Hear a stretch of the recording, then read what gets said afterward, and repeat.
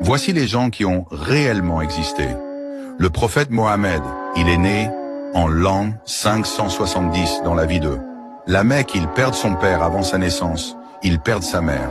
Sa mère aussi pendre la vie pendant qu'ils étaient très jeunes. Il a percuté, menacé et insulté, mais il n'est s'est jamais vengé lors d'une bataille. Il aurait gagné face à 1000 hommes, alors qu'ils étaient 313 soldats. On dit qu'il pardonnait, même ceux qui voulons lui tuer, à son retour à la Mecque. Il pouvait même multiplier la nourriture, et guérit en instantanément les malades, en 632, après avoir accompli son dernier pèlerinage. Il tombe malade avant de mourir, après avoir empoisonné 2 années plus tôt. Bouddha, il est né il y a 2588 ans, et a perdu la vie il y a 2508. À l'époque, il était le prince du Népal, avant qu'il atteigne le statut de Bouddha en Inde. Pour avoir atteint ce statut, il a fait plusieurs années en méditant, presque sans manger ni boire. Lorsqu'il est devenu Bouddha, on dirait qu'il pouvait maîtriser le feu, l'air, l'eau et la terre, l'arbre, sur lequel il s'est éveillé en tant que Bouddha, est toujours visible en Inde.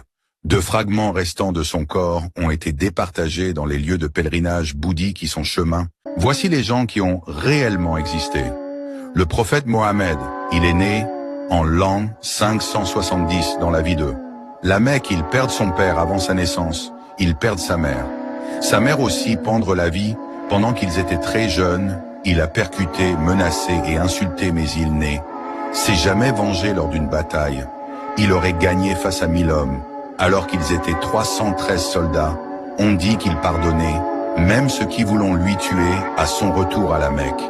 Il pouvait même multiplier la nourriture, et guérit en instantanément les malades, en 632, après avoir accompli son dernier pèlerinage.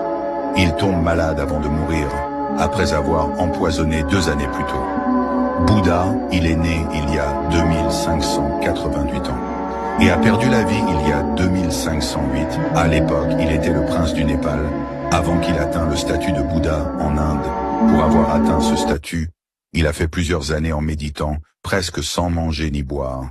Lorsqu'il est devenu Bouddha, on dirait qu'il pouvait maîtriser le feu, l'air, l'eau et la terre, l'arbre, sur lequel il s'est éveillé en tant que Bouddha, est toujours visible en Inde.